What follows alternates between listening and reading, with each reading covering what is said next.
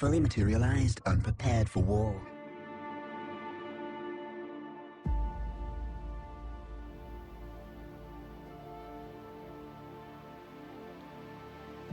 Warp Spiders, the most enigmatic and charming unit of the Eldar Codex. When I first made this video, it was going to be a simple review regarding the most recent reveals. As I put things together, I sat back and realized how big this moment actually was. I wanted to pay homage not only because this is the first update to the Warp Spider since March 1994, but because Warp Spiders are my favorite unit in the entirety of 40k. This is an end to an era, and the beginning of another. It's not the Ramadan dream, but the seers may be able to see it from here, as an echo, a shadow of what is to come, in hopes to delay that dreadful day. We've come a long way.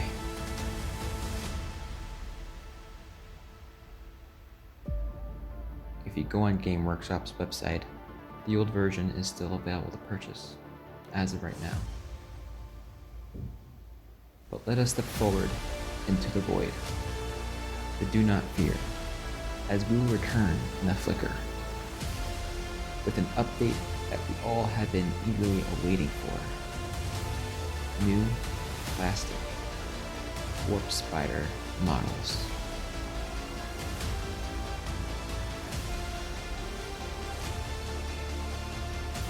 Waiting here is but a phase of our existence.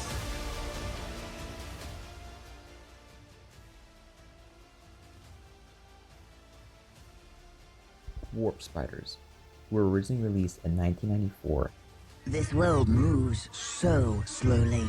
have finally made their move into the scene with new updated models. Warp Spiders have been a personal favorite of mine ever since I played Dawn of War 1. With their crazy gameplay tactics, the absurdity of literally jumping through the warp, the absurdity behind their origin of their name.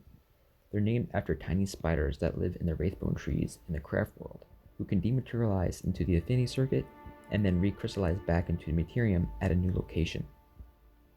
The tiny spiders function like white blood cells would, defending the craft world from chaotic corruption and other foreign infiltration. But I digress. The Warp Spiders have phased from fine cast to plastic, and let's talk about if they were done justice. And Warp Spiders are a little more heavily armored compared to other aspects, so they aren't going to be depicted as agile as, say, Highling Banshees or other aspects. However, they do have the Warp Pack generators to make up for the lack of agility.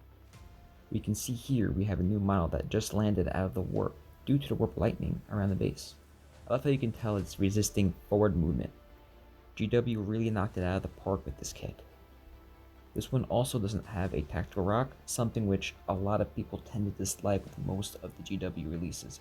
One last thing about this model in particular is even though the others don't come with warp lightning effects, you could use green stuff or something to mold over that lightning and then place it onto other models if you wish.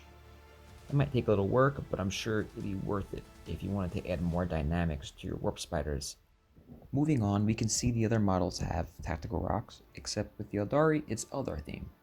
I don't mind it as much, especially since there isn't a whole lot of Eldar terrain in the game, and these look like Eldar ruins or at least Eldar platforms.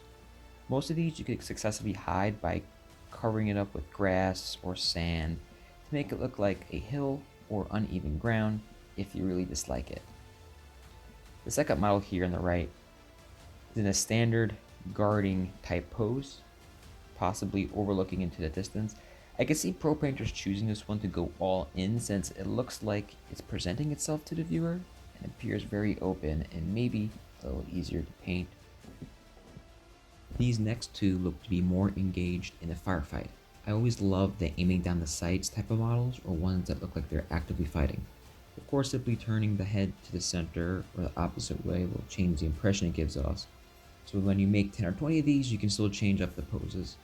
However, I think most people will want to have a bulk of their models in a firing position, or at least I do. This is the second model showing you have the option to go helmetless I like that we have this as an option. Options are always good. Personally, I almost always go helmeted, and being that they travel through the warp, I think it makes even more sense to remain helmeted. But for Ynnari players or anybody that prefers, we have the helmetless option. It's there for people to utilize. Like I said, options are always good. Then we have the Shrine of the newly announced Whispering Web. And I will say this is probably my least favorite looking shrine out of all the aspects. Onto the Exarch, we can see it has a somewhat similar pose to previous Warp Spider Exarch, but this one's more combative rather than arms up victory taunt style of pose.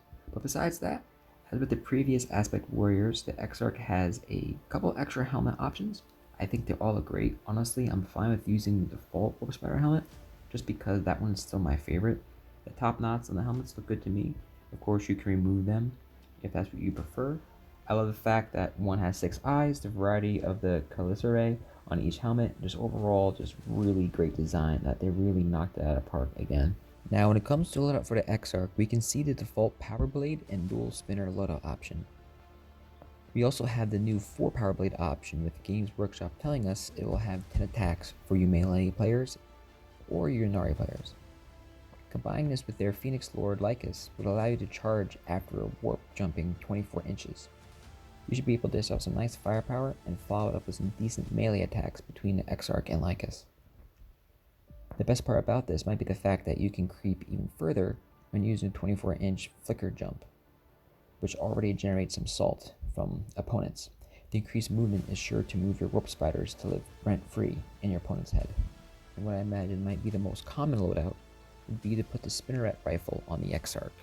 Hopefully we can use both firearms and not have to choose between only one profile to fire. If that's the case, it'd be pretty much the worst option, since 4 Power Blades get more out of melee, and the default build allows both shooting and melee. I don't see why doubling down on some range attacks should be taken away, so hopefully you can fire both with the Exarch. I can only imagine if Warp Spiders and Lycus retain their Torrent keyword or Flamer profile with auto hits, making this a unit that would be dangerous Overwatch as well. These models look incredible. I love the color scheme, I love the helmets. This reveal, in my opinion, has been borderline perfection. The Warp Spiders got the perfect amount of a little bit of a change, while really keeping true to about 90% of their original design. If they maintain their function intent, these look like they're going to be lethal shooters, lethal melee units, and even more insane movement shenanigans, with that ability to charge after flicker jumping when paired with Lycus. I give this kit a perfect score of 10 out of 10. The only way this could be better is if there was an extra warp lighting effect in the kit for each model. Thank you for listening to me review the Warp Spider kit reveal. I can't wait to get my hands on a couple of these kits and try out all of the different poses with them. Are the Warp Spiders going to be the first kit you pick up from the new wave of Eldar minis? If not, which do you plan to buy? I'm curious if this will be the most popular kit due to them being so old. Let me know your list of what you plan to buy next. And always, take care.